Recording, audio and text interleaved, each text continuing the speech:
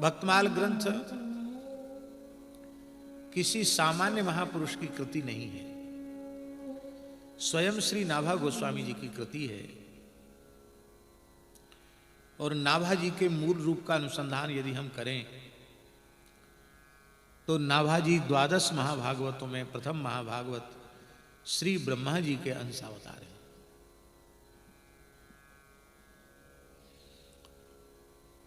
भगवान चाहते हैं कि मेरे नित्य मुक्त भक्त पार्षद परिकर वे भी समय समय पर जीव जगत के परम कल्याण के लिए अवतार ग्रहण करें। ये भगवान का मनोरथ है, अथवा ये कहें ये भगवान का संकल्प है। इसलिए ठाकुर जी लीला करते रहते हैं। अब भगवान की छाक लीला को देखकर ब्रह्मा जी का मोहित होना अपने आप में एक बहुत बड़ा आश्चर्य है। इसलिए आश्चर्य है कि व्रजांगनाएं स्वयं कह रही हैं, बिखन सारथी तो विश्वगुप्तये सख उदेवा सात्वतां। स्वयं स्मरण कर रही हैं कि ब्रह्मा जी की प्रार्थना किए जाने पर आपने अवतार लिया है। और पुरुषम पुरुष सूक्तेन उपतस्थे समाहिता, पुरुष सूक्त से भगवान का स्तवन करते हैं और उस समय ब्रह्मा जी की समाधि लग जाती है।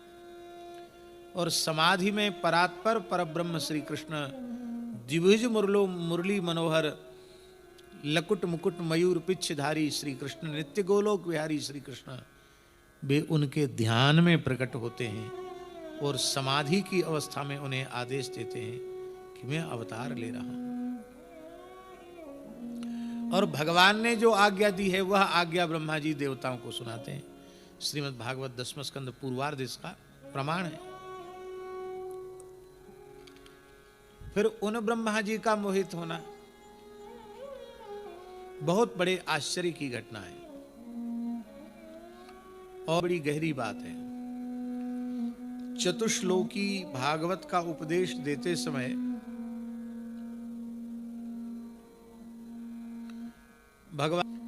भगवान ने कहा, एतम मतम समातिष्ठ परमेण समाधिना भवान कल्प विकल्पेषु न विमुह्यति करहिचित। करहिचित शब्द है किसी भी अवस्था में संकल्प विकल्पात्मिका सृष्टि का विस्तार करते रहने पर भी आप कभी भी किसी भी अवस्था में मेरी माया से मोहित नहीं होंगे। तो जब भगवान कह चुके हैं कि मेरी माया से मोहित नहीं होंगे, ये वरदान दे चुके हैं, और चतुश्लोकी भागवत के उपदेश के आरंभ में कह चुके हैं, यावान अहम यथा भावो यद्रूप गुण कर्म कह तथैव तत्व ज्ञानम अस्तुते मदनुग्रहात्। इससे बड़ा वरदान और क्या हो सकता है। यावान अहम, मेरा जितना विस्तार है, अर्थात मेरी लीलाओं का, मेरे स्वरूप का, मेरे वैभव का, मेरे गुणों का, मेरी लीलाओं का, मेरे अवतारों का जितना विस्तार है, और जो स्वरूप है, जो गुण है, जो कर्म है, उनका यथार्थ तत्व विज्ञान मेरी कृपा से तुम्हें हो जाए, तो उनको भगवान की लीला का दर्शन करके ये कहना कि ये कैसा परमात्मा ग्वारिया गंवार की तरह इन गोप बालकों की जूठन ले रहा है, ये कैसा परमात्मा। तो भगवान ने जो वर दिया उनको, जो कृपा की उन पर, उसकी संगति नहीं बनती है। इससे मानना पड़ेगा कि भगवान ने जिस माया में मोहित न होने का आश्वासन दिया है, वस्तुतः ब्रह्मा जी उस माया में मोहित न हुए, न हो सकते हैं, न होंगे। वो माया है त्रिगुणात्मिका माया, जड़ माया, जिसके 3 गुण हैं, सत्व रज और तम। त्रिगुणात्मिका माया के अधीन जो जीव होते हैं उन्हीं को बद्ध जीव कहा जाता है। बद्ध जीव कहो या विषयी जीव कहो, एक ही बात है। और जो भगवान की त्रिगुणमयी माया से ऊपर उठ जाते हैं, गुणातीतावस्था को प्राप्त हो जाते हैं, ऐसे गुणातीत जो भगवान के भक्त हैं उनको मुक्तात्मा कहा जाता है। क्या कहा जाता है? उनको मुक्तात्मा कहा जाता है। जो त्रिगुणमयी माया से मुक्त हो चुके हैं, जो मुक्त होना चाहते हैं वो तो मुमुक्षु हैं गोस्वामी जी। जो मुक्त होना चाहते हैं वो मुमुक्षु हैं, और जो मुक्त हो चुके हैं वो मुक्तात्मा हैं। उनका लक्षण भी बताए, निवृत्त तर्ष, ये उनका लक्षण है, गुणातीत भक्तों का लक्षण है। तो गुणातीत मुक्तात्मा भक्तों के साथ भगवान को खेलने की इच्छा होती है। क्या इच्छा होती है? राधा रमण लाल जी को खेलने की इच्छा होती है। अब खेलें कैसे? खेलने में सबसे बड़ी बाधा है भगवान की भगवत्ता का बोध, भगवान के ऐश्वर्य का बोध। एक उदाहरण दे रहे हैं आपको कि किसी व्यक्ति का बाल्यकाल से अमुक व्यक्ति के साथ प्रेम है, एकदम लंगोटिया यार है, अंतरंग सखा है, और सौभाग्य का उदय हुआ कि वह व्यक्ति तो स्वयं बन गया मास्टर, और जिससे वो प्रेम करता था, जो उसका अंतरंग सखा था, वो बन गया प्रधानमंत्री। तो जैसे बाल्यकाल में संकोच रहित होकर के वो अपने मित्र के साथ खेलता था, क्या प्रधानमंत्री की कुर्सी पर बैठने के बाद अपने मित्र के उसके साथ वह संकोच रहित होकर खेल सकता है क्या? अरे संकोच रहित होने की बात तो जाने दीजिए। भले ही आप चाहे जितने घनिष्ठ मित्र रहें, आपको मिलने का समय मांगना पड़ेगा, और जो उनके प्रोटोकॉल होते हैं उन सब का पूरा पालन करना पड़ेगा। वहाँ आप लद पड़ोगे तो सुरक्षा कर्मी आपको पकड़ के भीतर कर देंगे। ऐसा है कि नहीं? ऐश्वर्य का जो बोध है वो क्रीड़ा में बाधक है। इसलिए हमारे भक्त भक्ति तो चाहते हैं, पर रागात्मिका भक्ति चाहते हैं, रागानुगा भक्ति चाहते हैं। क्यों? विशिष्ट राग के प्रकट होने के बाद अनुराग का साम्राज्य हो जाता है, और ऐश्वर्य गुण भगवान को छोड़ता नहीं है, पर ऐश्वर्य गुण भगवान में विलीन हो जाता है। माधुर्य का इतना अधिक प्रकाश हो जाता है कि ऐश्वर्य विलीन हो जाता है। तो श्री ठाकुर जी ऐश्वर्य को विलीन करके माधुर्यातिशय का प्रकाश करते हैं, और जब माधुर्यातिशय का प्रकाश करते हैं तो उनके गुणातीत जो मुक्तात्मा परिषद परिकर भक्त हैं वो भी मोहित हो जाते हैं। और जब मोहित होते तो भूल जाते हैं कि ये परमात्मा है। फिर कुछ न कुछ बातें उनके दिमाग में उठपटांग आने लग जाती हैं, और वो केवल इसलिए कि ठाकुर जी उनके साथ खेलें।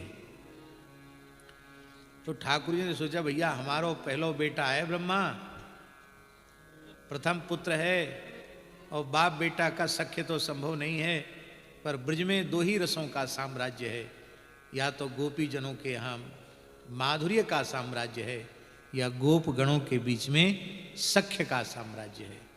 तो श्री ठाकुर जी सखाओं के मध्य लीला कर रहे हैं। तो ठाकुर जी ने विचार किया, क्यों ना ब्रह्मा को अपना सख्य रस प्रदान किया जाए, और श्री ठाकुर जी ने ब्रह्मा जी को भी सखा बना लिया। जैसे सखा भूले में श्री कृष्ण को ब्रह्मा जी भूल गए, और पहले बछड़े चुराए और फिर बालक चुराए। ठाकुर जी ने कहा कि लोग आगे चलकर हमारी लीला का रहस्य तो समझेंगे नहीं, सब हमको चोर जार शिखामणि कह करके हमारी जय जयकार करेंगे, और अन्यथा भाव रखने वाले उपहास भी करेंगे। तो हम ब्रह्मा जी को ही पहले इसी लीला में सम्मिलित कर लेते हैं। भैया मैं तो केवल माखन चुराऊं, ये सृष्टि बनाए हुए वारो ब्रह्मा बालक चुरा के ले गए हो, बछड़े चुराए के ले गए हो। तो ये तो या भूमि को रहस्य, या भूमि को महात्म्य है कि यहाँ जो आए वो चोरी कर वो सीख जाए। बोलो वृंदावन बिहारी की जय। इसमें हमारा कोई दोष नहीं है। ये ब्रज रज की ऐसी महिमा है। हम भी चोरी करना सीख गए और देख लो ब्रह्मा तो पढ़ो लिखो, हम तो बिना पढ़े लिखे हैं, इनको तो हमने पढ़ाया लिखाया। तेने ब्रह्म हृदय आदि कवये मुह्यंति यत् सूरया। तो 4 वेद पढ़ो भयो ब्रह्मा मोहित है गयो। इसलिए श्री ठाकुर जी ने ये लीला की। और इस लीला के पीछे रहस्य क्या है? इस लीला के पीछे रहस्य है सभी गायों के मनोरथ की पूर्ति, उनका बछड़ा बनकर करना, सभी वात्सल्य भाव की उपासिका जो ब्रज गोपियां हैं उनकी गोद में उनके बालक के रूप में खेलना, उनका स्तनपान करना। और जो ब्रज कुमारिकाएं हैं जो अपना तन मन प्राण सर्वस्व श्री कृष्ण चरणों में न्यौछावर कर चुकी हैं, वे जो कांत भाव से श्री कृष्ण को देखती हैं, उनका पाणी ग्रहण करना है। तो इतने सब मनोरथों की पूर्ति और भगवान की मधुराति मधुर लीला का विस्तार ब्रह्मा जी को मोहित करने से हो रहा है।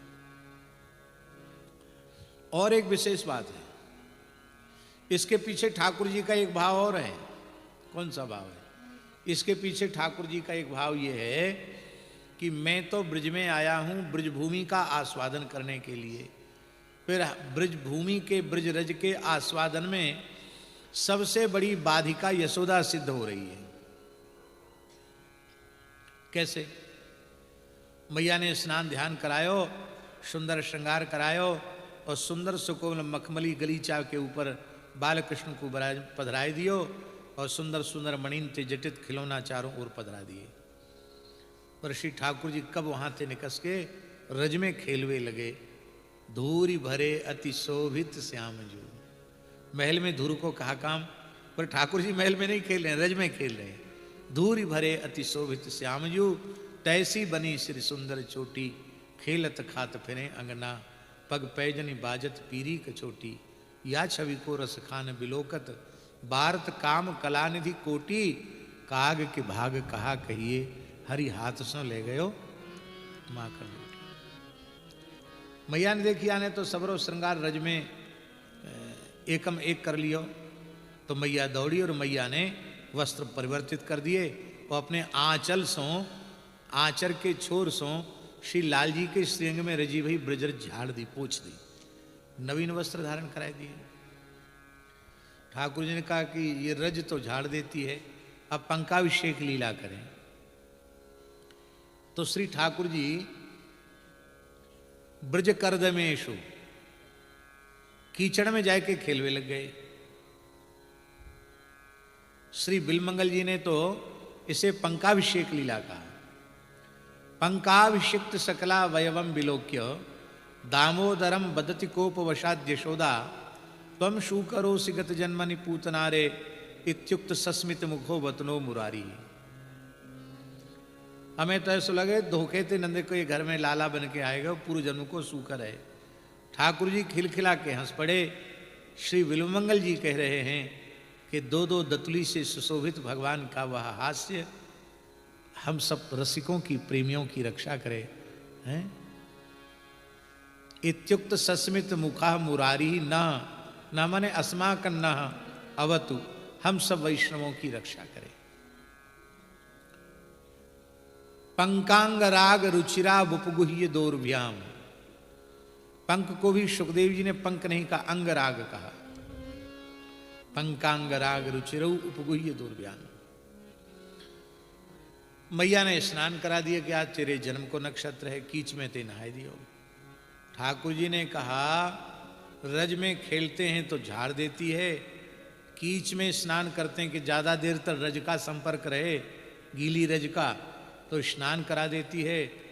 और मिट्टी खाता हूं, रज का सेवन करता हूं, तो कान पकड़ के कहती है क्यों रे तेने माटी काई को खाई। तो हमें सफाई देनी पड़ती है। नाहम भक्षितवानम व सर्वे मिथ्या विशंसिना, यदि सत्य गिरस्त ही समक्षम पश्य मे मुखम। और हमारे ब्रज में तो ठाकुर जी कहते हैं मारे मत मैया बचन भर मायले, मारे मत मैया बचन भर मायले। किसका बचन भरवा? सो गंगा गंगा की खवाए ले, सो जमुना की खवाए ले, गंगा की खवाए ले, चाहे जमुना की खवाए ले, बीच सागर में मोए ठाणो करवाए ले, बीच सागर में मोए ठाणो करवाए ले, सो बाबा की खवाए ले, चाहे मैया की खवाए ले, सो बाबा की खवाए ले, चाहे मैया की खवाए ले, गाऊ भैया पे मेरो हाथ धरवाए ले, आओ भैया पे मेरो हाथ धरवाए ले, मारे मत मैया बचन भरवाए ले, मारे मत मैया वचन। ये हैं सत्यवादी हरिश्चंद्र के आराध्य की दशा। सत्यव्रतम सत्य परम त्रिसत्यम सत्यस्य योनिम निहितम च सत्ये, सत्यस्य सत्यमृत सत्य नेत्रम सत्यात्मकम त्वाम शरणम प्रपन्ना की ये दशा है। ये माधुर्य का, माधुर्य कहें या माधुर्यातिशय का जैसा प्रकाश कृष्ण लीला में, ब्रज लीला में हुआ है, वैसा प्रकाश अन्यत्र कहीं नहीं हुआ। ये अत्यंत मधुर श्री कृष्ण की लीला है, अत्यंत मधुर। तो ठाकुर जी का मनोरथ है कि अभी ब्रज रस का आस्वादन नहीं कर पाए, तो जब बछड़ा बन गए महाराज जी, जब बछड़ा बन गए ठाकुर जी, तो 84 कोस ब्रज की रज का स्वाद लेने का सौभाग्य भगवान को मिल गया है। क्योंकि घास चरते समय कुछ रज भीतर जाती कि नहीं जाती है। इसलिए हमारे महाराज जी कहते कि पंडित जी, ब्रज का 4 अंगुल ऐसा नहीं है जिसे परब्रह्म ने अपनी जिह्वा से न चाटा हो। 4 अंगुल भूमि ब्रज की ऐसी नहीं है जिसका परब्रह्म ने जीव से स्पर्श करके स्वाद न लिया हो। तो इसकी पूर्ति ठाकुर जी को करनी है। और एक विशेष बात है, इस लीला के माध्यम से यह संदेश देना है कि जो मेरा भक्तों से संयोग कराता है वह मुझे अत्यंत प्रिय है, और जो मेरा भक्तों से वियोग कराता है वो चाहे जितना बड़ा क्यों ना हो, वो मुझे उतना प्रिय नहीं हो सकता है। सब श्री कृष्ण की इच्छा से हो रहा है, क्योंकि ब्रह्मा जी त्रिगुणात्मिका माया में मोहित नहीं है, और त्रिगुणात्मिका माया में मोहित जीव के साथ लीला संभव ही नहीं है। ब्रह्मा जी मुक्तात्मा है, इसलिए वैष्णवी माया है, जिसे जनमोहनी माया कहा गया। ये जनमोहनी माया से भक्त का निष्ठ नहीं होता, भगवत लीला का विस्तार होता है, रसोत्कर्ष होता है। और जब जब भगवान अवतार लेते हैं तब तक ऐसा ही होता है। अच्छा एक बात बताओ, नंद बाबा, यशोदा जी, इनको आप क्या मानते हैं? किस कोटि में मानते हैं? अथवा ब्रज की कोई गोपी ग्वाल वाले उसको किस कोटि में मानते हैं? ये सबके सब मुक्त आत्मा है, यही मानते हैं कि नहीं मानते? ये सब नित्य गोलोक से आए हैं। तो सब श्री कृष्ण के रहस्य को, तत्व को जानते हैं, लेकिन ठाकुर जी इतना माधुरी का प्रकाश करते हैं कि मैया उन्हें उखल से बांधती है, बाबा छिड़की भी लगा देते हैं। ये सब लीला कैसे हो सकती है? अच्छा, श्री सची मां को और पंडित श्री जगन्नाथ मिश्र को आप किस कोटि में मानते हैं? मैं मानता हूं वे मुक्तात्मा हैं। मुक्तात्मा न होते तो उनकी गोद में श्री ठाकुर जी कैसे खेलते? पर वहां इतना माधुर्य का प्रकाश महाप्रभु जी बाल लीला में कर रहे हैं कि पंडित जगन्नाथ मिश्र थोड़ी मानते कि गोलोक बिहारी श्री कृष्ण है। न मैया माने, न बाबा माने, और तो और परिकर भी बार बार मोहित हो जाता है, हैं? उनकी क्रीड़ा देख करके मोहित हो जाता है, उनका खेल देख करके, उनकी चंचलता देख करके कितने बड़े बड़े ज्ञान विज्ञान संपन्न महापुरुषों के भी पर्दा पड़ जाता है। विलक्षण बात है। तो ब्रह्मा जी ने भगवान की इच्छा से ही ये लीला की और लंबी चौड़ी स्तुति करने के बाद भी भगवान ब्रह्मा जी से 2 शब्द नहीं बोले। कई प्रश्न पूछे, उन प्रश्नों का भी उत्तर नहीं दिया। कहीं किसी उदाहरण में आप बताओ कि भगवान से किसी भक्त ने जिज्ञासा की हो और भगवान ने उसका समाधान न किया हो, बताओ कोई एक भी उदाहरण मिलेगा? इस उदाहरण के अतिरिक्त ब्रह्मा जी ने स्तुति करते करते कई प्रश्न किए, भगवान ने एक प्रश्न का उत्तर नहीं दिया। ब्रह्मा जी प्रश्न भी खुद ही कर रहे हैं, उत्तर भी खुद ही दे रहे हैं, भगवान कुछ नहीं, एकदम तटस्थ भाव से सब कुछ देख रहे हैं, सुन रहे हैं। ब्रह्मा जी की समझ में आ गया कि हमने जो 1 वर्ष तक भगवदियों से श्री कृष्ण का वियोग कराया, इसका प्रायश्चित जब तक नहीं होगा तब तक ठाकुर जी मेरे ऊपर प्रसन्न होने वाले नहीं हैं। तब ज्ञानवान होकर अज्ञानी के जैसा कार्य किया। इसलिए जन्मांध बालक के रूप में, नाभा जी के रूप में ब्रह्मा जी एक अंश से प्रकट हुए और संतों की कृपा से ही नेत्र ज्योति की प्राप्ति हुई। और संतों का चरणामृत लेकर, संतों की चरण रज लेकर, संतों का अधरामृत लेकर श्री गुरु महाराज की सेवा करते करते सिद्धावस्था प्राप्त हुई। और उसी अवस्था में श्री अग्रदेवाचार्य जी ने आज्ञा दिया कि तुम भक्तमाल लिखो, क्योंकि भई तो पे साधु कृपा। ये बात हम इसलिए निवेदन कर रहे हैं कि ब्रह्मा जी के अंशावतार हैं नाभा जी, उनकी कृति भक्तमाल को आप सामान्य कृति मानकर मत सुनना। और फिर वियोग कराया था तो संयोग कराया, इस संयोग का वर्णन प्रियादास जी ने किया है। प्रियादास जी ने इस लीला का वर्णन किया है। प्रियादास जी कहते हैं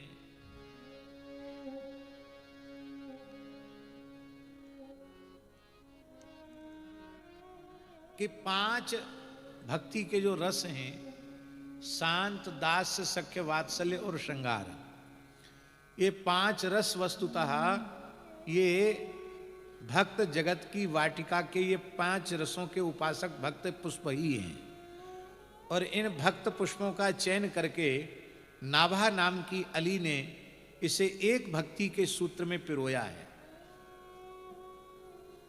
शांत, दास्य, सख्य, वात्सल्य और माधुर्य के भक्तों को एक सूत्र में पिरोया और पिरोने के बाद एक फुंदना बनाया, गुच्छा बनाया।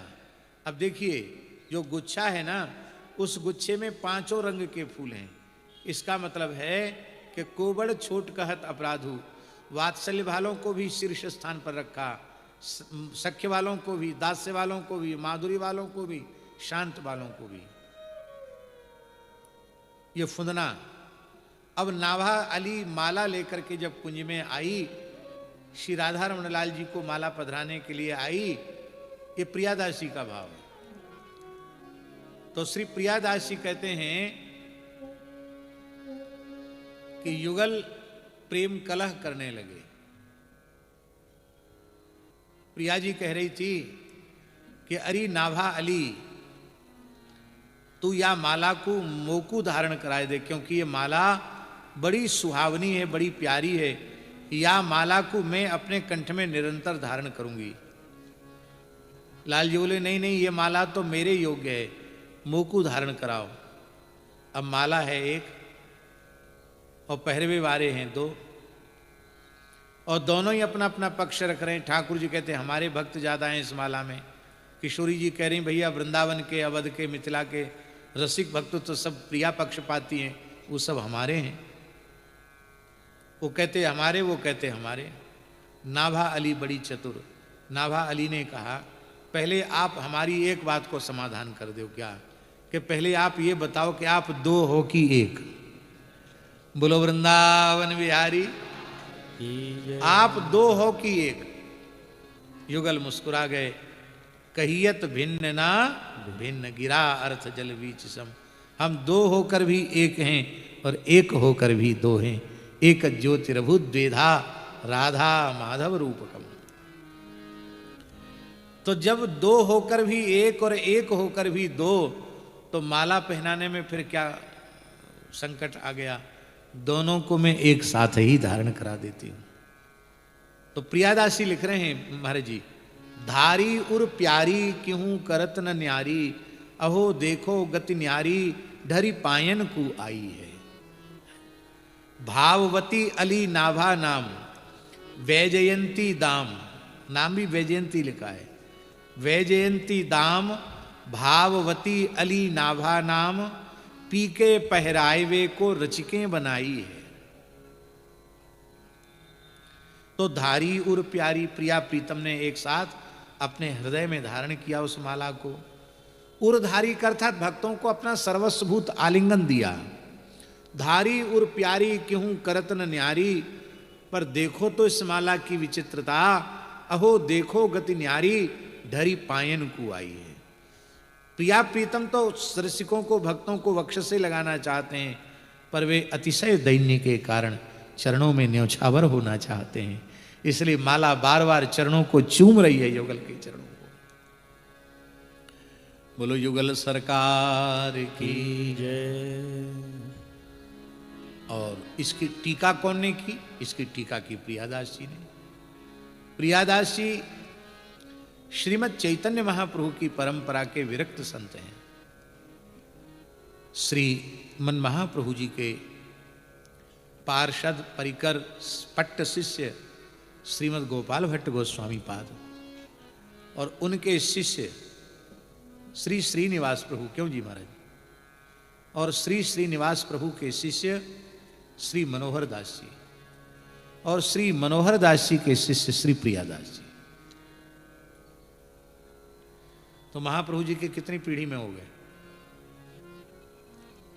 महाप्रभु जी के बाद गोपाल भट्ट गोस्वामी पाद, श्री श्रीनिवास जी, श्री मनोहर जी, मनोहर दास जी और फिर प्रियादास, चौथी पीढ़ी में। महाप्रभु जी से पांचवी में और महाप्रभु जी के बाद चौथी में। और एक विशेष बात है, नाभाजी को भक्तमाल लिखने की आज्ञा गलता में मिली और उसकी पूर्ति रेवासा में हुई, लेखन रेवासा में हुआ। प्रियादास जी को भी भक्तमाल की टीका लिखने की आज्ञा गलता में हुई और उसका लेखन संपन्न रेवासा में हुआ। विचित्र बात है। स्वयं प्रियादास जी वर्णन कर रहे हैं, बोले मैं लेखनी हूं, मैं तो परवश हूं लेखक के।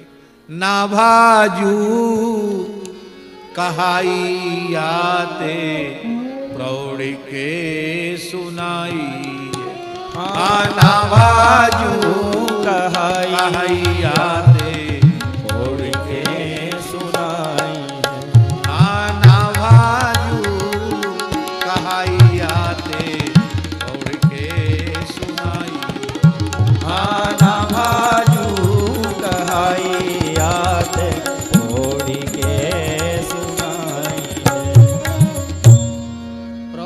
पौड़ के नहीं, पौड़ के तो लेट के हो जाए।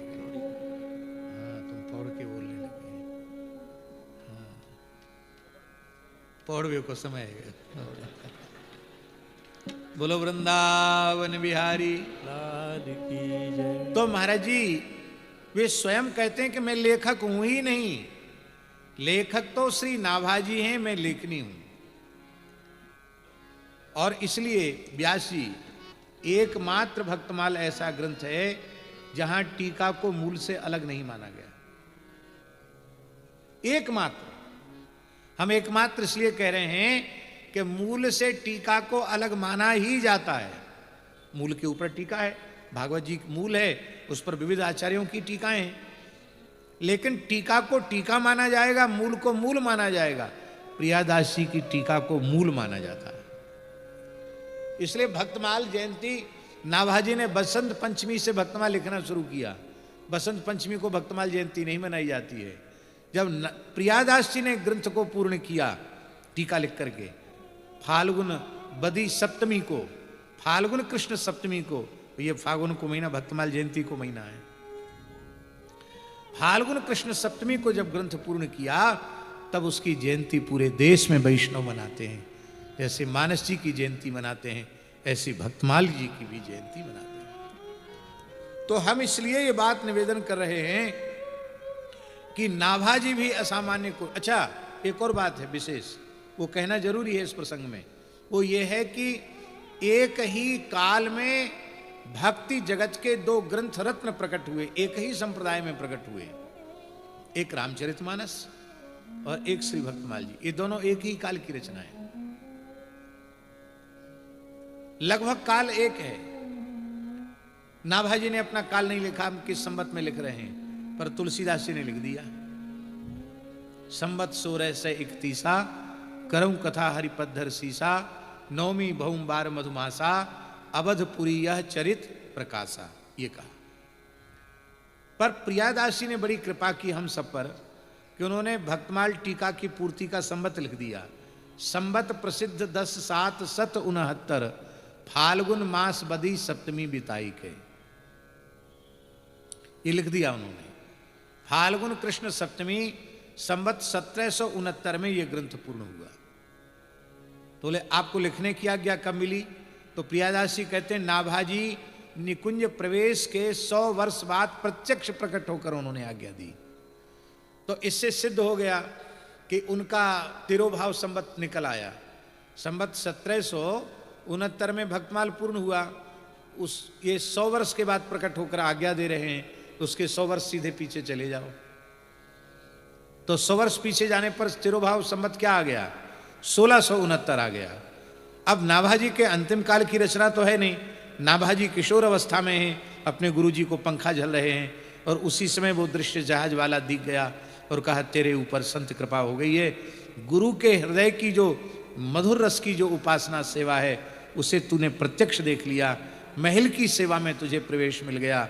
ये संत सीथ का प्रताप है, ये संत चरण जल का प्रताप है, ये संत चरण रज का प्रताप है, इसलिए तुम संतों की महिमा गाओ। नाभाजी लिखते हैं श्री गुरु अग्रदेव आज्ञा दई, हरि भक्तन को यस गाओ, भव सागर से तरन को नाहि न आने होगा। स्वयं लिखते हैं। तो हम समझते हैं कि लगभग 1631 से 5-7 वर्ष आगे पीछे का समय ही भक्तमाल की रचना का समय है। ये दोनों एक ही काल की रचना है। अब उस रचना काल में श्री नाभाजी क्या कह रहे हैं महाप्रभु जी के बारे में, इसकी व्याख्या तो हम कल करेंगे, क्योंकि आज तो केवल शुरुआत है। यहाँ शाम से भी कार्यक्रम है, कितने बजे से? हाँ, तो 2 तो बज गया है, आज थोड़ा श्रमित भी है, तो कल से फिर ठीक पूरे समय हम उपस्थित होकर के चर्चा करेंगे। आज वो वहाँ भी जाना है, श्री स्वामी वामदेव जी महाराज का उत्सव चल रहा है, उसमें भी उन्होंने आग्रह करके समय मांग लिया, तो शाम को वहाँ भी पहुँचना है।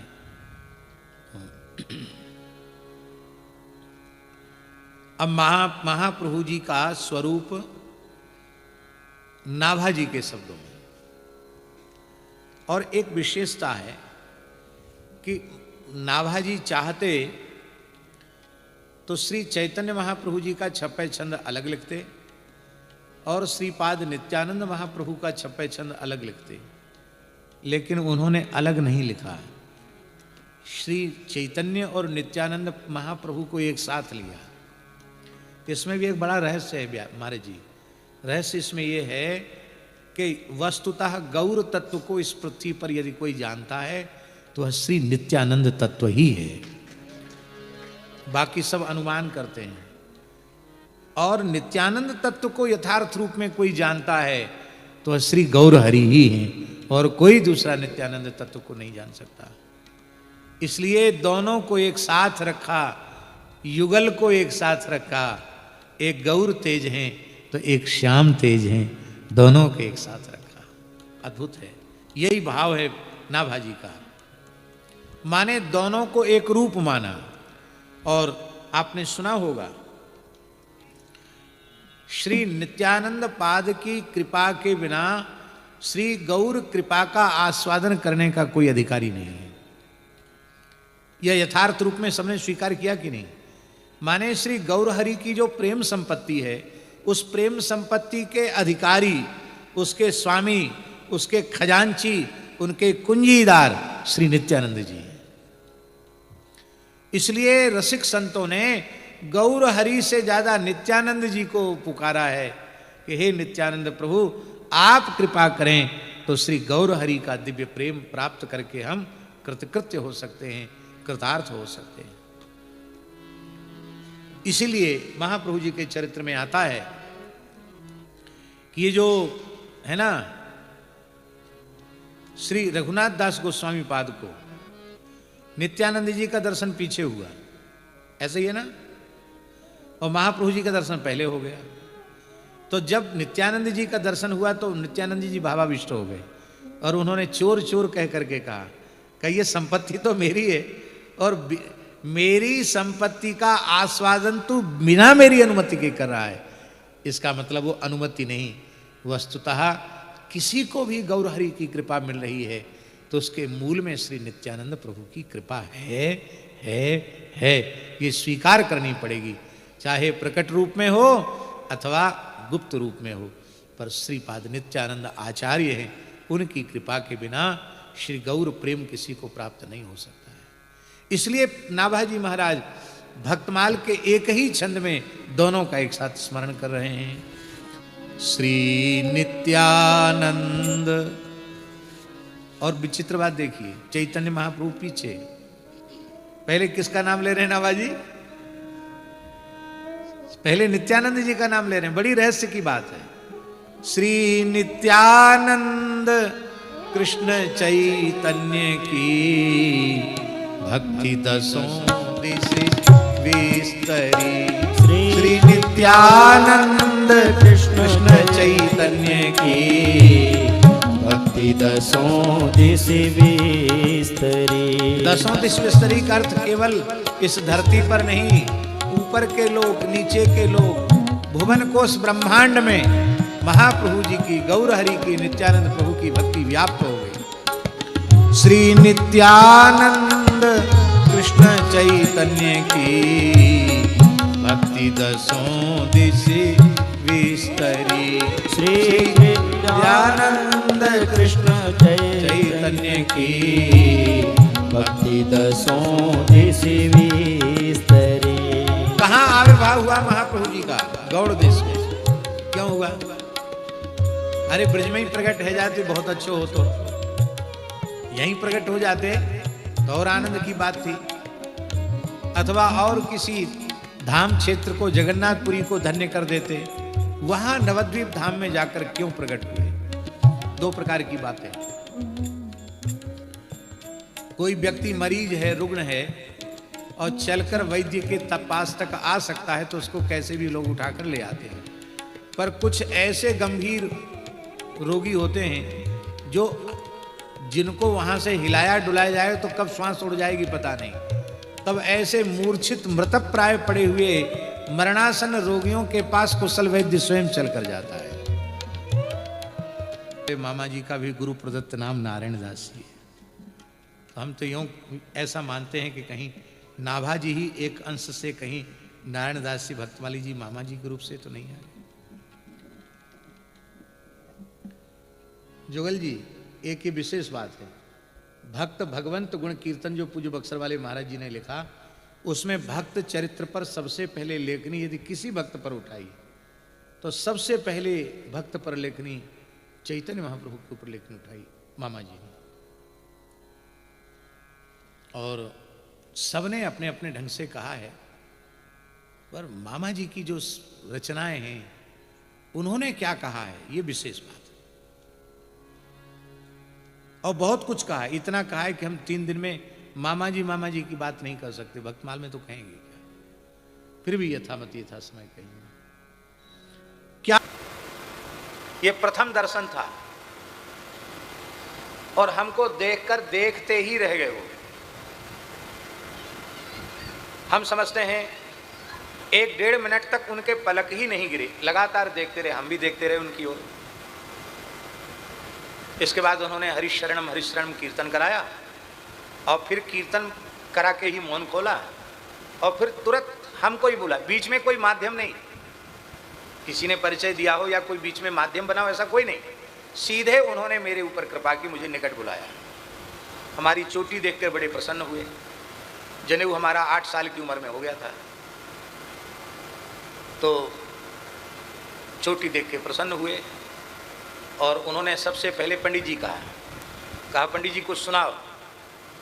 तो पहले तो हम थोड़े सकुचाए, बाद में हमने श्रुत कमला कुछ मंडल धत कुंडली ये सबसे पहले उनको सुनाया, और उसके बाद वो बाद में निकटता बढ़ती चली गई। फिर बरुआ सागर भी रहने का अवसर मिला, बाद में पूज्य गुरुदेव भक्तमाली जी ले गए। ये स्मरण हम इसलिए केवल कर रहे हैं कि हम स्वयं अपने को नहीं जान सकते कि हम हमारा पूर्वजन्म में क्या है, हम कौन हैं क्या हैं, लेकिन जो सिद्ध संत हैं उनकी दृष्टि में कुछ भी छिपा हुआ होता नहीं है। ऐसे एक दो महात्मा नहीं, अनेक जीवन मुक्त भगवत प्राप्त संत भगवत कृपा से इस दास को मिले, और जो भी मिले उन्होंने कहा कि अरे इतनी देर बाद क्यों आए। स्वामी श्री संपूर्णानंद जी महाराज परम सिद्ध संत थे, वो मिले, बोले स्वामी जी बहुत विलंब हो गया, अब तो जाने का समय हमारा आ गया। 106 साल की आयु में वो गए। हमको 2000 2000 में वो मिले और 2003 में भगवत धाम चले गए, ब्रह्मलीन हो गए। अनेक संत ऐसे मिले जो बहुत उच्च कोटि की अवस्था में पहुंचे हुए थे, और वे मिले तो ऐसा नहीं लगा कि ये पहली बार मिल रहे हैं, ऐसे लगा न जाने कितने जन्मों से इनसे हमारा संबंध है। ये निश्चित कोई जन्मांतरीय संयोग है, हम क्या जाने, पर महापुरुष जानते हैं, भगवान जानते हैं किस जीव का क्या स्वरूप है, कौन कहां से आया है, किसके द्वारा क्या काम हो।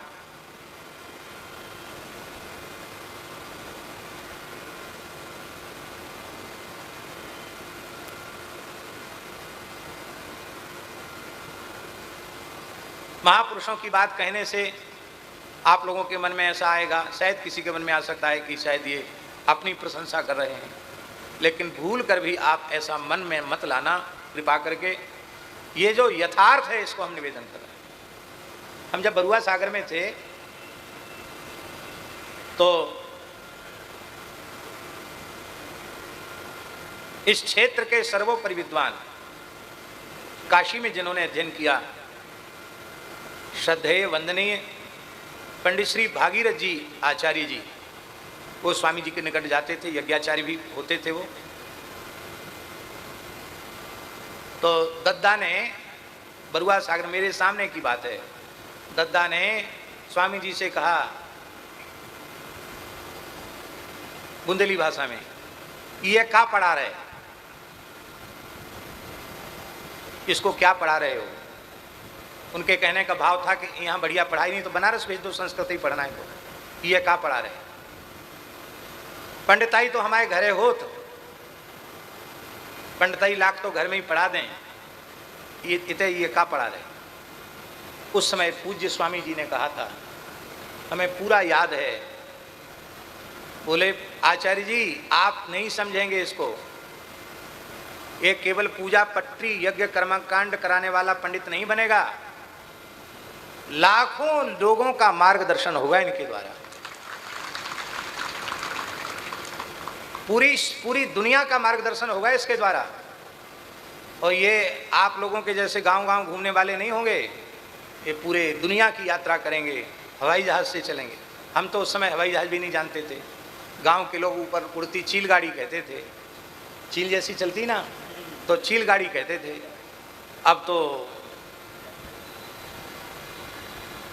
जैसी घर की साइकिल हो ऐसी यात्रा हवाई जहाज की हो गई, न चाहते हुए भी करनी पड़ती है। तो उन्होंने जो कुछ कहा था वो अक्षरशः सत्य दिखाई पड़ रहा है।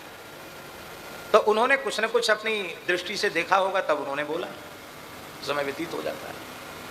तो वे सिद्ध संत जो थे, वे बालक नरसी की ओर देखकर ठगे से ठगे रह गए। अब वे संत रूप में शिवजी ही थे कि कोई महान ऋषि थे, ये तो ठाकुर जी ही जाने। उन संत ने आपके कान में कृष्ण मंत्र का उपदेश किया, और जैसे ही कृष्ण मंत्र का उपदेश किया, आपकी वाणी प्रस्फुटित हो गई और आप कीर्तन करने लगे, श्री कृष्ण शरणम मम, श्री कृष्ण शरणम मम, श्री कृष्ण शरणम मम, गाइए कृष्ण शरणम मम, श्री कृष्ण शरणम मम, श्री कृष्ण शरणम मम, श्री कृष्ण शरणम मम, श्री कृष्ण शरणम कृष्ण शरणं मम, श्री कृष्ण शरणं मम, श्री कृष्ण शरणं मम, श्री कृष्ण शरणं मम, श्री कृष्ण शरणं मम, श्री कृष्ण शरणं मम, श्री कृष्ण शरणं मम, श्री कृष्ण शरणं मम, श्री कृष्ण शरणं मम, श्री कृष्ण शरणं मम, श्री कृष्ण शरणं मम, श्री कृष्ण शरणं मम। संत ने सिर पे हाथ रखा, कृपा की, और नरसिंह जी भगवान नाम से ही उन्होंने बोलना आरंभ कर दिया। दादी का तो रोम रोम खिल गया, हमारे नाती की आवाज आ गई, नाती बोलने लग गया और वह प्रसन्नता से घर आई। पर कल हमने एक वाक्य कहा था, तेरे मन कछु और है, करता के कछु और। दादी तो सोचती थी कि मैं अभी बहुत दिन और जीऊंगी, लेकिन अब दादी का समय भी पूरा हो गया। और लेकिन दादी तो दादी थी। नरसिंह जी ने बोलना आरंभ किया, नरसिंह जी का यज्ञोपवीत संस्कार हो गया और दादी पीछे पड़ी रहती थी कि मैं अपने पोते की बहू देख के जाऊं। और नरसिंह जी अभी बालक ही थे, 12-15 वर्ष की आयु ही रही होगी नरसिंह जी की, कि नरसिंह जी का 12 वर्ष की ही आयु रही होगी कि नरसिंह जी का विवाह हो गया। बोलो भक्तवत्सल भगवान की जय। नरसिंह जी का विवाह ऐसा होता था। यहाँ लोग बैठे हैं इसलिए मेरे बोलने का मन कर रहा है। हम लोग पूछते थे, ओरी से एक बार पूछा कि तुम्हारा ब्याह कब है भाव? ओरी बोली हम 9 साल के हते। कितने साल के? और दादा बोले 13-14 के जे हते। तो उन जमानों में छोटी अवस्था में विवाह हो जाया करते थे। और उन्होंने बताया कि जब हम पालकी पे चढ़े तो सब रोवे लगे, तो हम सोचें कि सब काय को रो रहे। तो हमने पालकी के जो वो होती नहीं लग्गी, उनको पकड़ लिया और हमने कहा हम तान के पकड़े, हम गिरे नहीं, आप लोग काय को रो रहे। पालकी में नहीं बैठ रहे थे तो हमको बहला फुसला के कहा गया कि लड़ुआ खावे को मिलेंगे तब बैठे। वो क्या जमाना रहा होगा आप सोचिए। इतने छोटी अवस्था में विवाह हो जाते थे। और जो दाम्पत्य जीवन की पवित्रता और जो दाम्पत्य भाव का प्रेम पुराने लोगों का निर्वाह हुआ, आज के युग में उसका उदाहरण खोजने से प्राप्त ही नहीं हो सकता। आज तो बड़े दुख की बात है, सर्वोच्च न्यायालय में, सुप्रीम कोर्ट में प्रधान न्यायाधीश के पद पर बैठे हुए सिर फिरे लोग, धर्म संस्कार और सदाचार से शून्य लोग, मानवता से रहित लोग, भले ही अपने को बुद्धिजीवी और बड़े पंडित विद्वान अपने को मानते हो, समलैंगिकता के समर्थन में न्याय दे रहे हैं।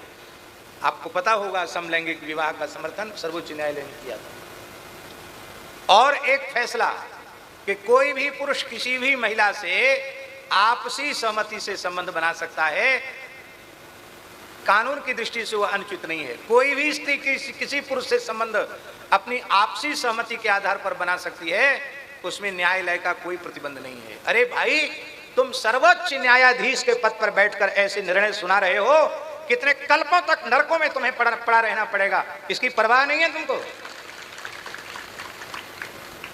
ये धर्माधिकारी के पद पर बैठे हुए लोग इतना घोर अधर्म कर रहे हैं।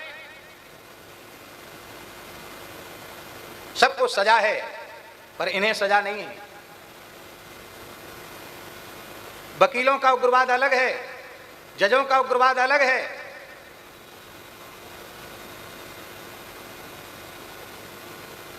और सब कानून में रहेंगे, वकील कानून में नहीं रह सकते। जो कानून के पंडित हैं वो कानून में नहीं रह सकते। हमसे यदि कोई पूछे तो सामान्य व्यक्ति अपराध करता है और उसको जितनी सजा मिलती है, यदि वही अपराध वकील करता है, कानून वेत्ता करता है, विधिवेत्ता करता है, तो सामान्य व्यक्ति की अपेक्षा उसे 4 गुना अधिक दंड मिलना चाहिए।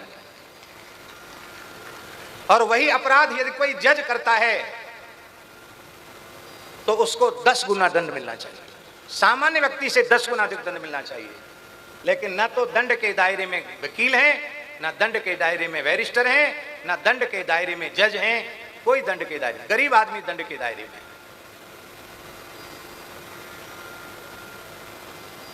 कैसी स्थिति हो रही है देश की।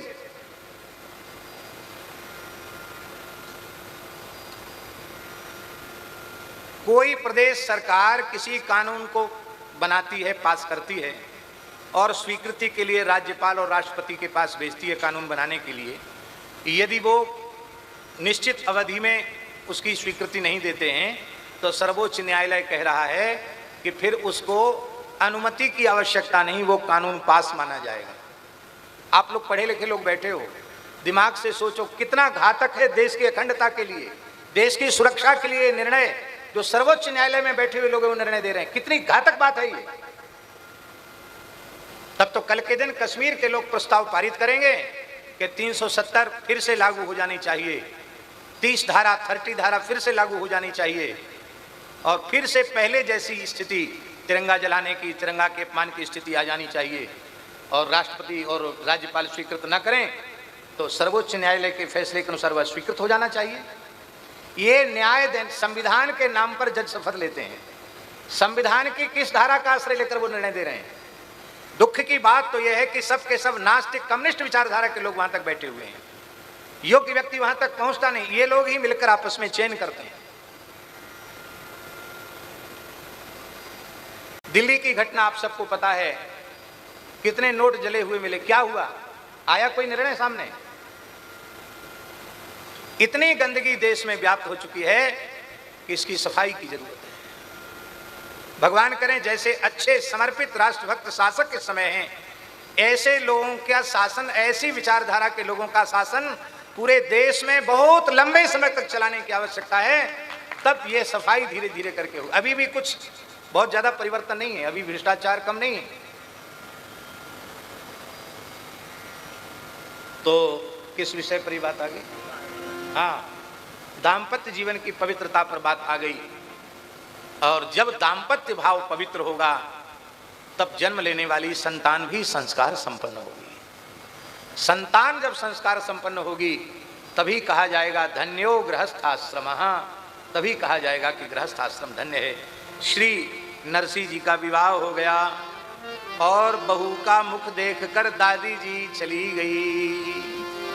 दादी तो इसी में जीवित थी, पर नरसिंह जी तो बचपन से ही भजन कीर्तन में ही मस्त रहते थे। एक क्षण में ही ले जाकर श्री वृंदावन में वंशीवट में जहां महारास हो रहा है वहां भोले बाबा ने प्रकट कर दिया। और वहां नरसिंह सखी जब उन्होंने देखा भगवान राधा कृष्ण के रास बिहारी के स्वरूप को, तो श्यामा श्याम निरखी नरसिंह के मन नैन अगाध। श्यामा श्याम निरखी नरसिंह के नहीं मन नैन अगाध। हाँ जी नहीं मन नैन अगाध। हाँ जी नहीं मन नैन अगाध। नरसिंह मेहता है भक्त अनोखे भय जगत विख्यात। नरसिंह मेहता हरि के भक्त अनोखे भय जगत विख्यात। और केवल रास का दर्शन ही नहीं कराया, रास में मसाल लेकर के नरसिंह जी खड़े हैं, माने रास कुंज में सेवा भी प्रदान कर दी। पर दर्शन करते करते ये ऐसे भावमग्न हो गए कि मसाल टेढ़ी हो गई, तेल हाथ पर आ गया, जलने लग गई बाह। लेकिन फिर भी इनको होश नहीं है क्योंकि इनकी बुद्धि तो भगवान में लगी हुई है। बोले ये बावरी सखी कौन मसाल लेकर खड़ी है? ठाकुर जी राधा रानी ने, श्याम सुंदर ने नरसिंह को हृदय से लगाकर कृपा की और कहा जब भोले बाबा आपने अपना लिया है तो मेरे अपना लेने में फिर क्या विलंब है। आहा, चकित शंभु असमाधि पे गोपी रूप संवार, नरसिंह को निज संग ले पहुंचे रास मझार। अब रास का एक पद गा रहे हैं, दिव्य रास हो रहा है।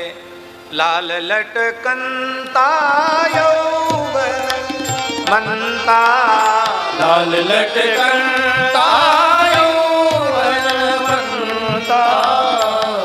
लटकंता यौवन मनता, लाल लटकंता यौवन मनता, खेलत रास अनंता, खेलत रास अनंता, खेलत रास अनंता,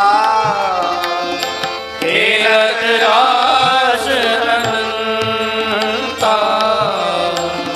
यमुना तीर भीर युवती नदी, यमुना तीर तीर युवती नदी, मध्य राधिका कांता,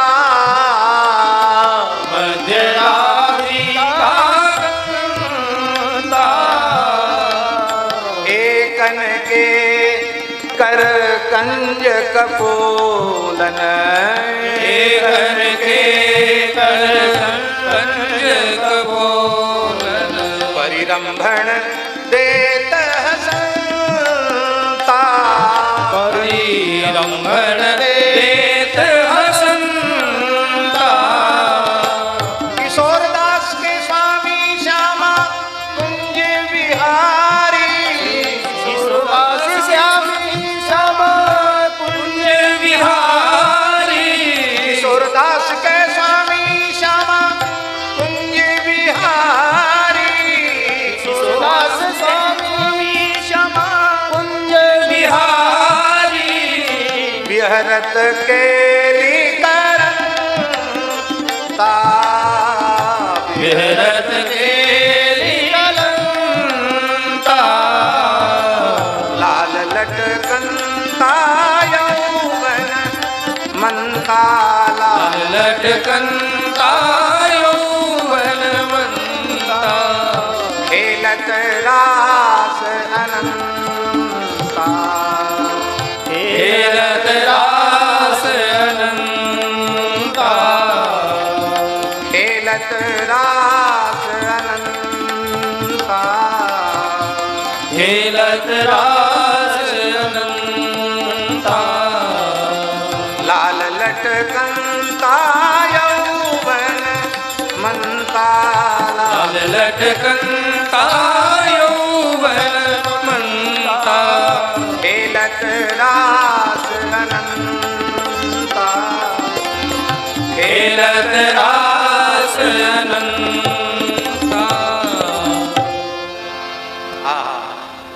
रास दर्शन करके नरसिंह जी धन्य हो गए। एक नरसिंह जी की वाणी का पद गा लेते हैं। कुछ गुजराती शब्द हैं पर सब आप समझ जाएंगे, सब समझ में आ जाएगा आपको। कोई ऐसी चीज नहीं है जो आपको समझ में ना आवे। हूँ तो बारी जाऊं सुंदर श्याम तुम्हारा लटकाने, हूँ तो बारी जाऊं सुंदर श्याम तुम्हारा लटकाने।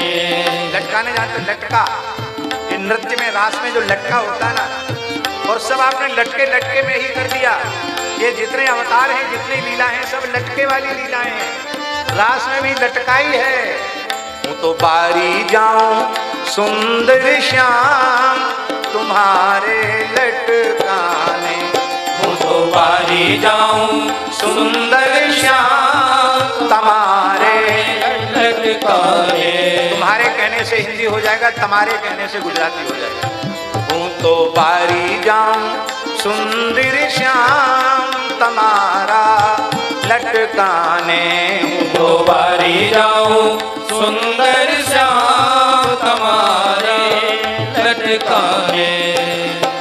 लटके रघुबर रूप धरी ने, बचन पिता नो पाल्या रे।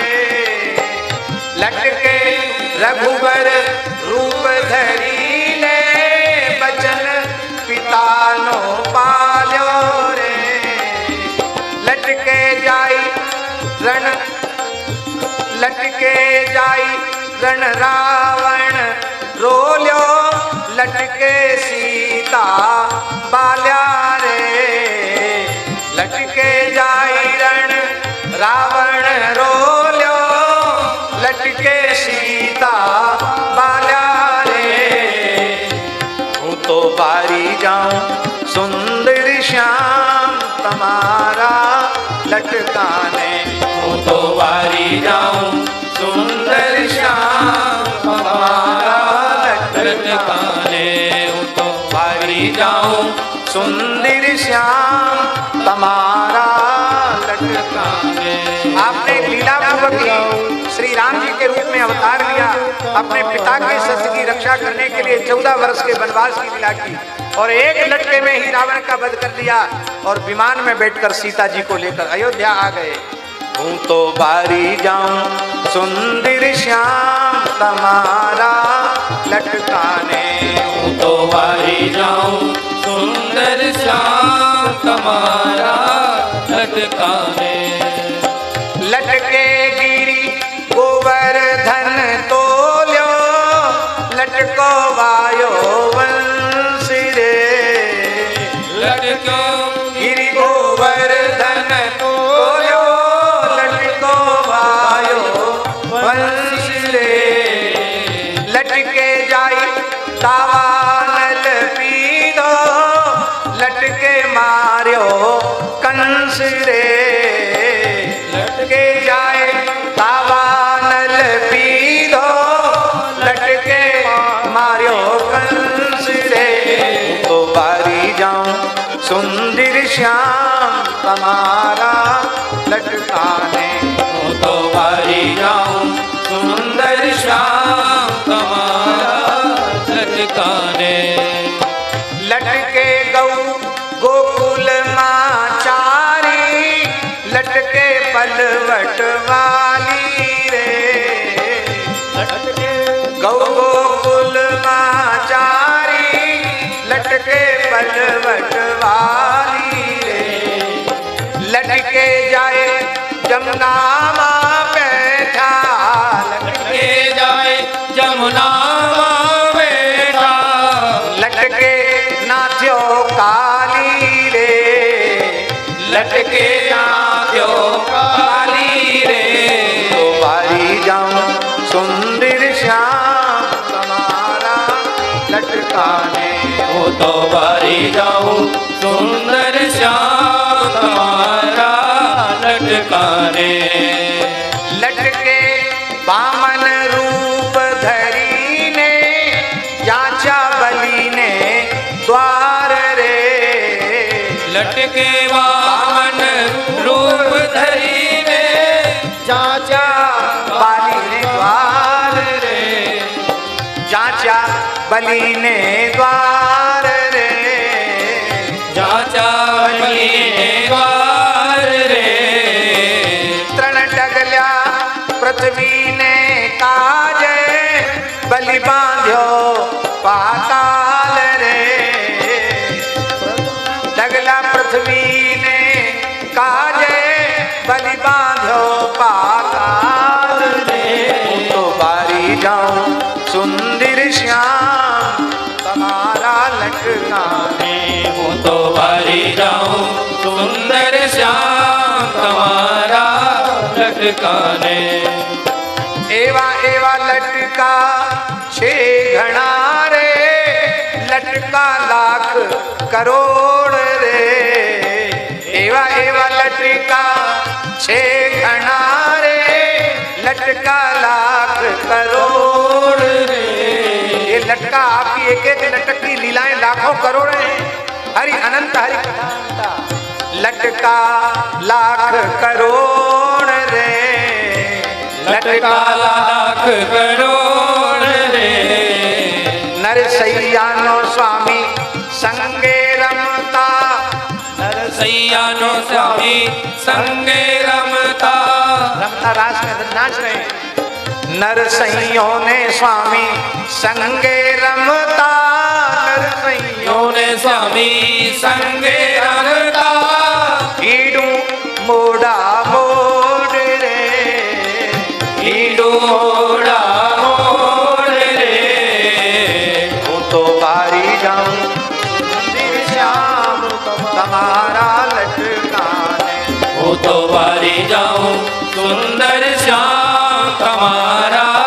लटकाने, दो बारी जाऊं सुंदर श्याम तुम्हारा लटकाने, वो दो बारी जाऊं सुंदर श्याम तुम्हारा लटकाने।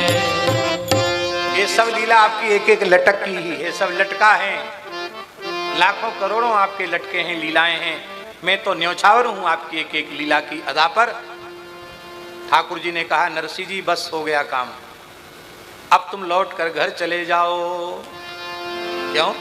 विवाहित हो चुके हो, तुम्हारी पत्नी बहुत कष्ट में है, वो तो बेचारी घर में ही। नरसिंह जी तो सब भूल गए थे, अरे भाई कोई गोलोक वैकुंठ में आके फिर संसार की आग में जाना चाहेगा? पिताजी के मन में बड़ी तीव्र इच्छा थी कि हमारा विरक्त वेश हो जाए। पूज्य करुणानिधान वाले महाराज जी से प्रार्थना की, और महाराज जी के गुरु भाई हैं, उन्होंने उन पर कृपा की। अब उत्तरकाशी पहुंच गए, जहाँ गंगा जी का तट है। अब इतने प्रसन्न हैं वहाँ, इतने प्रसन्न हैं। सवेरे गंगा स्नान करके, बहुत ठंड है वहाँ, कम से कम 5-6 घंटे एक आसन से बैठ के वहाँ भजन करते हैं, बिल्कुल गंगा जी के तट पर बैठ के। और फिर दिन में कुछ पढ़ाते हैं, शाम को 1 घंटा कथा कहते हैं। अभी कल ही हमने चर्चा की, वहाँ तो ठंड है, एक रजाई की ठंड अभी भी है। तो हमने कहा कुछ वस्त्र वगैरह भजन, बोले नहीं किसी चीज़ की ज़रूरत नहीं, अब हम बैकुंठ में आ गए हैं, बस यही बात है, हमको किसी भी प्रकार से नीचे मत बुलाना, अब हम अंतिम श्वास तक गंगा जी के तट पर ही रहना चाहते हैं। हम ये बात हमारी दूसरे ढंग में मत ले जाना। यद्यपि बाल्यकाल से हम संतों की शरण में आ गए, लेकिन अभी भी हम साधु नहीं बन पाए। पर उनकी जैसी असंगता, अब तो उनका नाम श्री राम स्वरूप दास जी हो गया, उनके जैसी असंगता हमने अपने जीवन में किसी गृहस्थ व्यक्ति में नहीं देखी। किसी की चिंता नहीं, किसी में मोह नहीं, किसी में ममता नहीं, ऐसे लोगों का जीवन सफल है। ऐसा निर्मल हृदय है, ऐसा निश्चल हृदय है, न धन के प्रति राग है, न सम्मान की इच्छा है, न कोई सुविधा असुविधा है। जो संत सेवा में रहते हैं वो कहते हैं महाराज रात्रि को 1:30 बजे जग जाते हैं पिताजी, 3-4 घंटे मुश्किल से सोते हैं और निष्भजन।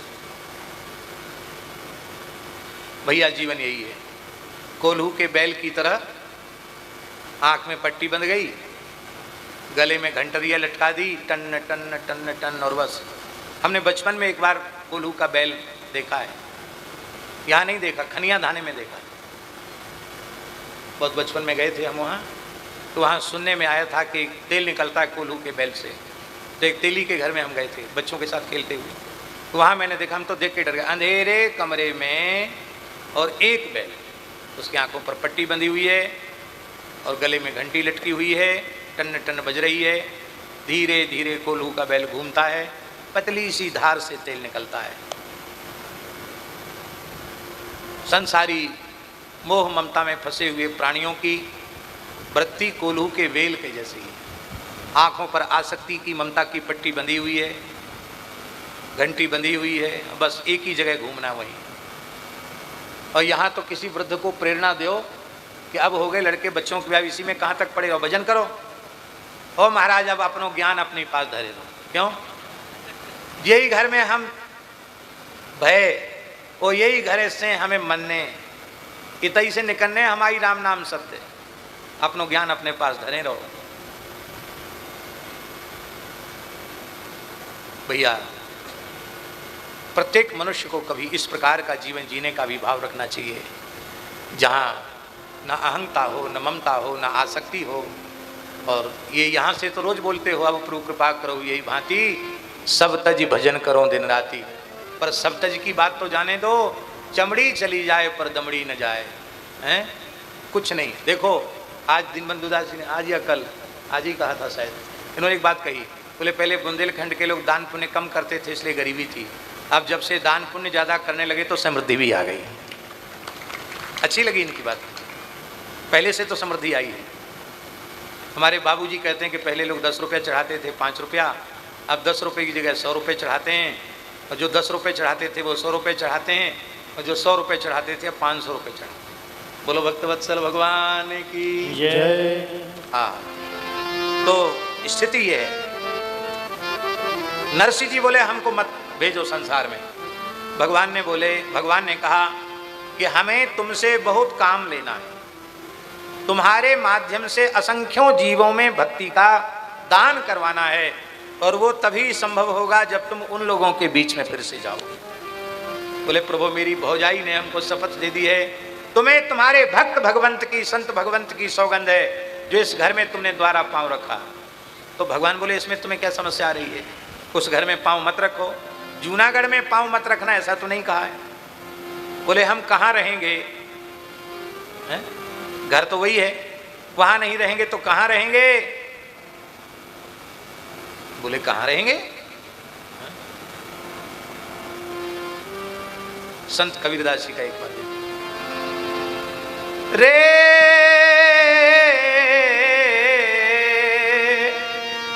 मन लाग्यो, रे मन लाग्यो मेरो यार फकीरी में, मन लाग्यो मेरो यार फकीरी में, मन लाग्यो मेरो यार मन लाग्यो मेरो यार फकीरी में, मन लाग्यो मेरो यार फकीरी में, मन लाग्यो मन लाग्यो मन लाग्यो मन लाग्यो मेरो यार फकीरी में, मन लाग्यो मेरो यार फकीरी में। फकीरी केवल बाहर की नहीं होती है, सच्ची फकीरी भीतर की होती है। और भीतर से भी फकीरी हो और बाहर भी फकीरी हो तब तो क्या कहना। सोने में सुगंध नहीं होती, पर सोने में सुगंध होती तो क्या होता। संत मलुकदास जी ने कहा बेस फकीरी जे गहे, बेस फकीरी जे गहे, मन नहीं आवे हाथ, दिल फकीर जे हो रहे साहब तिनके साथ। हाँ मन फकीर जो है रे साहब तिनके साथ। मन लाग्यो मन लाग्यो मन लाग्यो मेरो यार फकीरी में, मन लाग्यो मेरो यार फकीरी में, मन लाग्यो मेरो यार फकीरी में। जो सुख पाओ राम भजन में, जो सुख पायो राम भजन में, जो सुख पाओ राम भजन में, जो सुख पायो राम भजन में, सो सुख नाही अमीरी में, हाँ सो सुख नाही अमीरी में। मन लाग्यो मेरो यार फकीरी में, मन लाग्यो मेरो यार फकीरी में। क्या करना है और ध्यान से सुने। भला बुरा सबकी सुन लीजिए, भला बुरा सबको सुन लीजिए, करी गुजरान गरीबी में, करी गुजरान गरीबी में। मन लाग्यो मेरो यार फकीरी में, मन लाग्यो मेरो यार फकीरी में। जब फकीरी में मन लग गया तो रहोगे कहाँ। अरे बोले दुनिया की पहुंच ही वहां नहीं है जहां हम रहते हैं। कहाँ रहते हैं? प्रेम नगर में रहनी हमारी, प्रेम नगर में रहनी हमारी,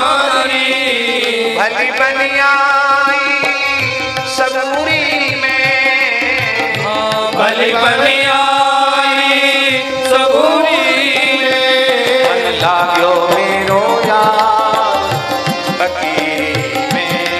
मन लाग्यो मेरो यार फकीरी में। बोले बिना धन के गुजारा नहीं। अरे बोले यही तो संसार का सबसे बड़ा जुर्म है। हाथ में कुंडी बगल में सोटा। हाथ में कुंडी बगल में सोटा। चारों दिशा जगीरी में। हाँ चारों दिशा जगीरी में। मन लाग्यो मेरो यार फकीरी में। मन लाग्यो मेरो यार फकीरी में। आखिर यह तन खाक मिलेगा। आखिर यह तन खाक मिलेगा। कहाँ फिरत मगरूरी में। कहाँ फिरत मगरूरी में। कहत कबीर सुनो भाई साधो। कहत कबीर सुनो भाई साधो। साहिब मिले सबूरी में। हाँ साहिब मिले सबूरी में। लाग्यो मेरो यार फकीरी में। मन लाग्यो मेरो यार फकीरी में। मन लाग्यो मेरो यार फकीरी में। मन लाग्यो मेरो यार फकीरी में। नरसिंह जी के चरित्र में दो प्रकार की बातें हैं। एक कुछ लोगों का विचार ऐसा है कि नरसिंह जी का विवाह पहले हो गया था और चिररास में प्रवेश पीछे हुआ, और दूसरा मत यह कि भगवान की आज्ञा से फिर लौट कर आए तब उनका विवाह हुआ। दोनों प्रकार के मत प्रचलित हैं, प्राचीन इतिहास है, दोनों तरह की बातें। क्यों पुराने संत अपने बारे में तो कुछ लिखते नहीं थे, तो इतिहास में कुछ न कुछ मतभेद रहा करते हैं। जो भी हो सब ठीक है। नरसिंह को सब विधि अपना के बोले प्राणनाथ समझा के। अनुग्रह तुम पर कियो महेश लौटी अब जा जूनागढ़ देश। करो आश्रम परिवार प्रवेश। फिर से जाओ अपने घर में जाओ। गेह में निवस कीजे भक्ति परिवार संग। पेख पेख प्रेरणा जगत तोते पावेगो। तेरे भजन से संसार को प्रेरणा मिलेगी। घर घर जन जन भक्ति को प्रचार होए। गुर्जर को दंभ और पाखंड नस जावेगो। गुजरात का दंभ पाखंड मिट जाएगा। बार बार आय आय करूंगा सहाय तेरी। जब तुम विपत्ति में आओगे मुझे पुकारोगे केदार गा करके मैं तुम्हारे सामने प्रकट हो जाऊंगा। भक्ति के प्रताप जग पाप ताप दूर करी। गाय के केदारा मोह जब ही बुलावोगे। भगवान ने अपना मोर पंख का मुकुट दिया उनको, अपनी गुंजा की वैजयंती माला दी, अपना पीतांबर दिया, अपने हाथों से नरसिंह जी के चरणों में नूपुर बांधे और फेट कसी करताल दिए ठाकुर जी ने, एक तारा दिया और केदारा राग दिया। इतनी चीज देकर के भेजा और कहा कि गाय के केदारा मोह जब ही बुलावोगे। भक्ति के प्रताप जग पाप ताप दूर करी। ध्यान मेरो धरि मेरे धाम को सिधाओगे। भक्ति का प्रचार करके अंत में तुम मेरे धाम में आ जाओगे। नरसिंह आयो लौट के प्रभु की आज्ञा पाए। जूनागढ़ निवास कियो न्यारोगे बसाए। अब न्यारोगे बसाए सुन लीजिए कथा।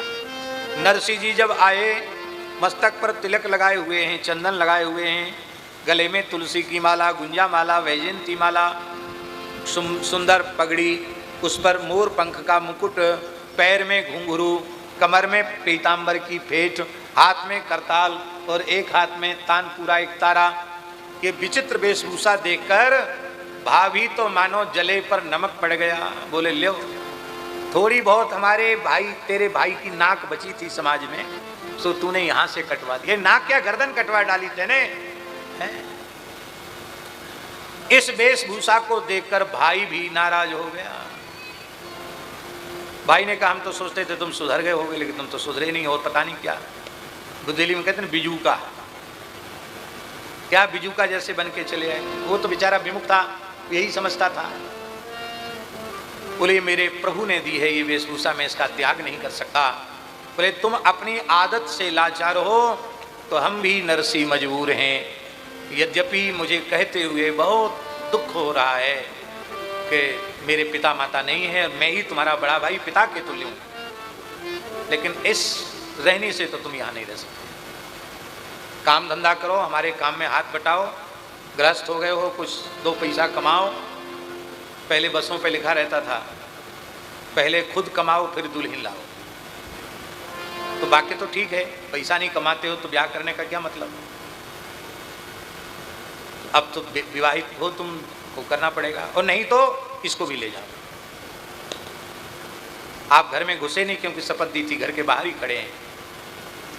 भाभी शपथ से मुक्त करें तो मैं भीतर जाऊं। भाभी बोली मैं अपने इसमें जीते जी तो मैं शपथ से, तू अब कभी मत आना यहाँ, निकल जा यहाँ से।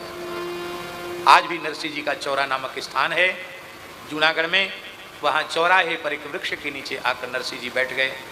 अपने ठाकुर जी वहीं विराजमान कर लिए, वहीं पत्नी के सहित हरिगुण गाने लगे।